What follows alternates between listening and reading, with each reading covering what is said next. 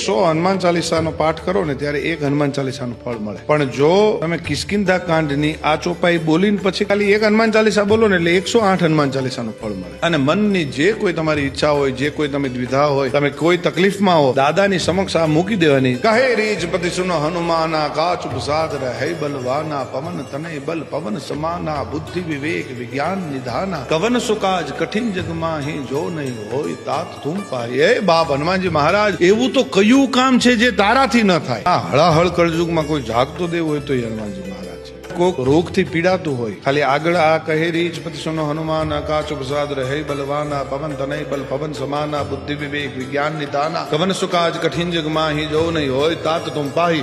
આટલું બોલીને પછી હનુમાન ચાલીસામાંથી ના સે રોગ હરે સબ પીરા, જપત નિરંતર હનુમત વીરા, સંકટ સે હનુમાન છુડાવે, મન કર્મ વચન ધ્યાન જો લાવે. આ બોલતા જાઓ એટલે દાડો અસાધ્યમાં અસાધ્ય રોગો એને મટાડી દે. પણ જો હૈયાના